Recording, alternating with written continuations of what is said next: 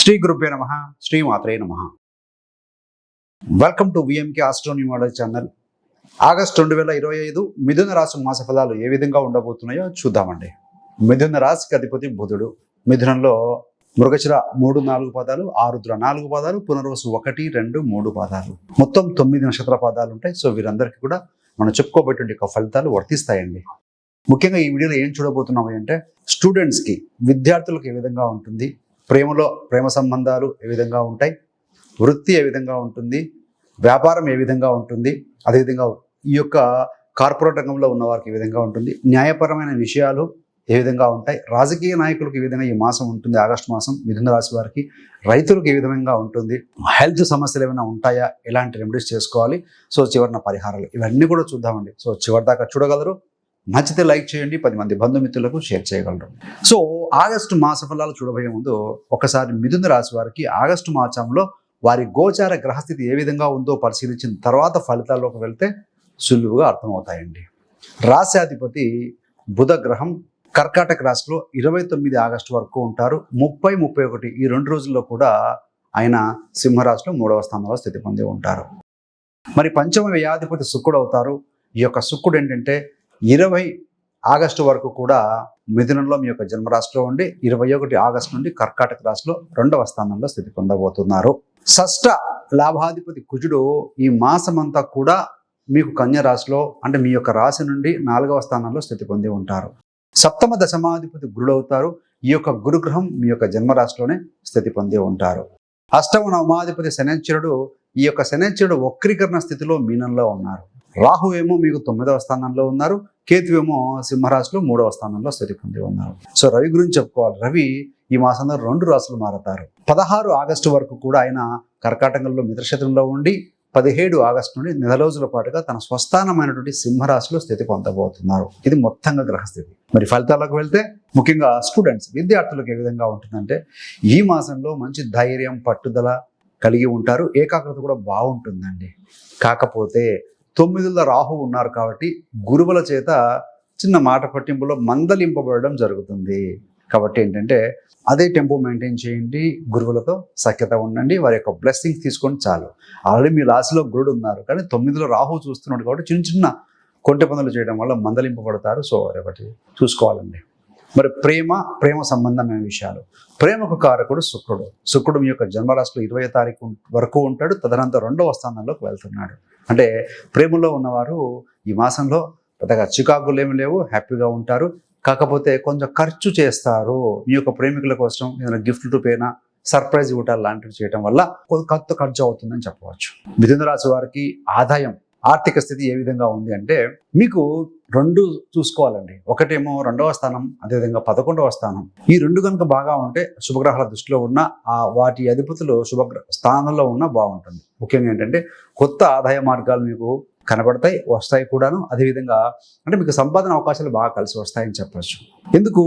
5వ స్థానం ఇన్వెస్ట్మెంట్ స్థానాధిపతి మీకు రాశిలో ఉంటాడు. 21 నుంచి ధన స్థానంలో ఉంటాడు. ఇన్వెస్ట్మెంట్ ద్వారా, పెట్టుబడుల ద్వారా, తెలివైన పెట్టుబడుల ద్వారా ధన సంపాదన జరుగుతుంది. రవి కూడా 2-3 స్థానాల్లో ఉన్నారు. గవర్నమెంట్ సంబంధమైన ప్రాజెక్టులు కావచ్చు, గవర్నమెంట్ అధికారులు కలిసి చేసేటువంటి పనుల వల్ల కావచ్చు, మీకు డెఫినెట్గా కలిసి వస్తుంది అని చెప్పాలి. అలాగని ఖర్చులు లేవా అంటే ఖర్చులు కూడా ఉంటాయండి. సో బంధుమిత్రుల సమాగమనం ఉంటుంది, కుటుంబంలో శుభ కార్యక్రమం జరగడం ఉంటుంది. సో ద్వితీయంలో బుధుడు ఉంటాడు, అది రవి ఉంటాడు. అదేవిధంగా రాశాధిపతి శుక్రుడు కూడా 1-2 స్థానాల్లో ఉంటారు. కాబట్టి దూర ప్రాంతాల నుంచి వచ్చిన బంధుమిత్రుల కలయిక ఇలాంటివి ఉంటాయి. అంటే మొత్తంగా ఈ మాసంలో ఖర్చు మరియు సంపాదన మధ్య సమతుల్యత పాటించాల్సిన అవసరం అయితే కనపడుతూ ఉంది. మన ఆర్థిక స్థితి చూసాం. వ్యాపారస్తులకు ఏ విధంగా ఉంటుందయ్యారంటే 7వ స్థానాధిపతి గురుడు మీ రాశిలో ఉన్నారు. 5వ అధిపతి శుక్రుడు మీ రాశిలో ఉండి 7వ స్థానాన్ని చూస్తున్నారు. అదేవిధంగా వక్రీకరించిన శని కూడా చూస్తున్నారు. అంటే డబల్ ట్రాన్సిట్ కాదు, ట్రిపుల్ ట్రాన్సిట్ అనేది కనపడుతుంది 7వ స్థానం మీద. కాబట్టి వివాహ సంబంధాలు కూడా చర్చకు వస్తాయి. కొంతమంది కుదిరినా ఆశ్చర్యపోవక్కర్లేదు. వ్యాపార విషయంలో ఏంటంటే కొత్త కస్టమర్లు వస్తారు, వ్యాపార అభివృద్ధి చేయగలుగుతారు బాగా అని చెప్పవచ్చు.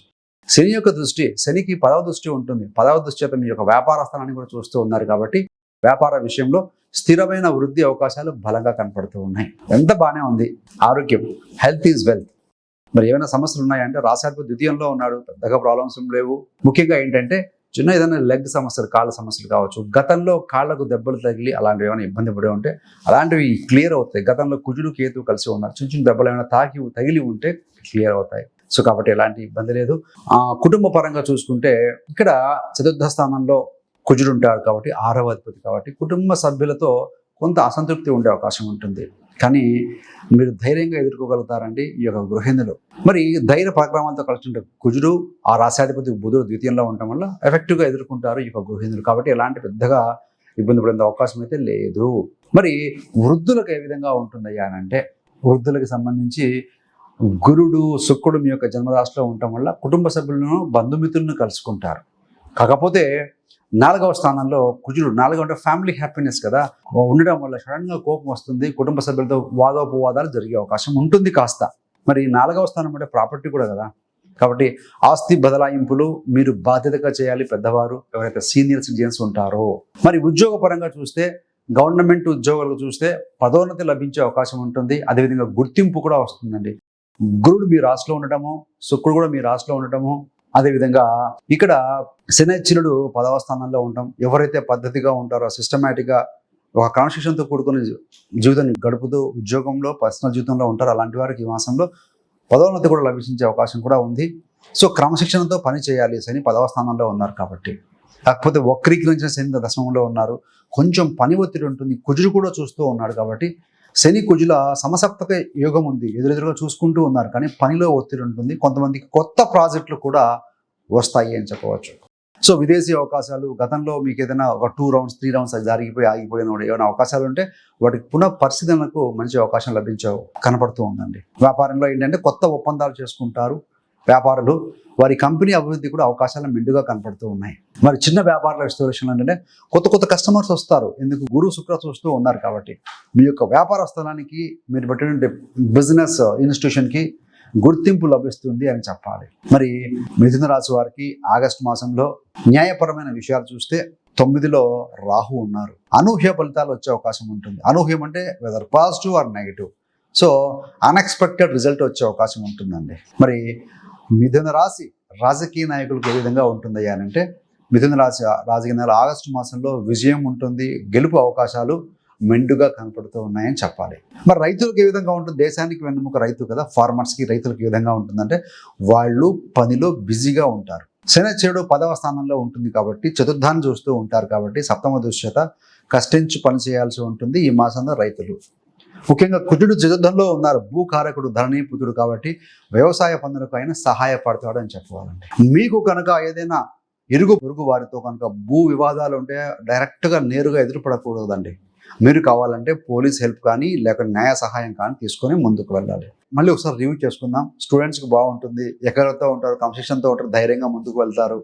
కానీ రాహువు ఉండడం వల్ల సో కొన్నిసార్లు ఏదైనా గురువుల చేత మాట పట్టింపులు పడాల్సి వస్తుంది. బట్ అల్టిమేట్గా గురుడు మీ రాశిలో ఉన్నారు కాబట్టి మీ మంచి కోసమని భావించండి. మరి ప్రేమ సంబంధాలు కూడా బాగుంటుంది. మీరు ఇష్టపడిన వారి కోసం కొంచెం ఖర్చు చేసే అవకాశం ఉంది. గిఫ్ట్ రూపేనా ఇలాంటివి కొంత టైం స్పెండ్ చేయడం లాంటివి కనపడుతూ ఉన్నాయి. ఆర్థిక స్థితి చూస్తే సో ఆదాయ మార్గాలు పెరుగుతాయి.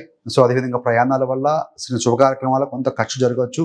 సో ఏకాగ్రత, మీరు సమతుల్యత పాటించాల్సిన అవసరం అయితే కనపడుతుంది. వ్యాపారస్తులకి వ్యాపార విస్తరణ ఉంటుంది. మీ వ్యాపార సంస్థలకి నేమ్ అండ్ ఫేమ్ తెచ్చుకుంటారు. స్థిరమైన వృత్తి అవకాశం బలంగా ఉంది. సో ఎలాంటి ఇబ్బంది లేదు.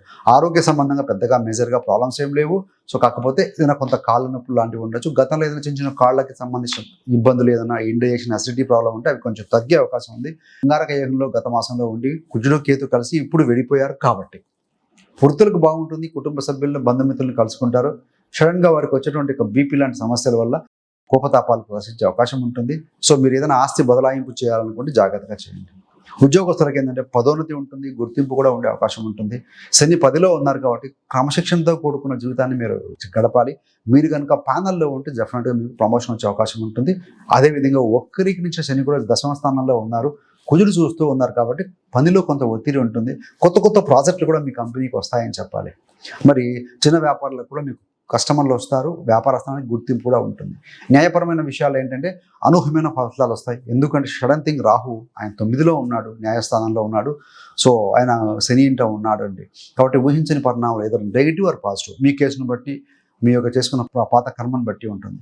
రాజకీయ నాయకులకి రవి బుధులు బాగున్నారు కాబట్టి ముఖ్యంగా ఏంటంటే చివరి వారంలో మీ యొక్క మాటలకు ఆకర్షణ ఉంటుంది, విజయం పొందుతారు అనూహ్యంగా చెప్పాలి.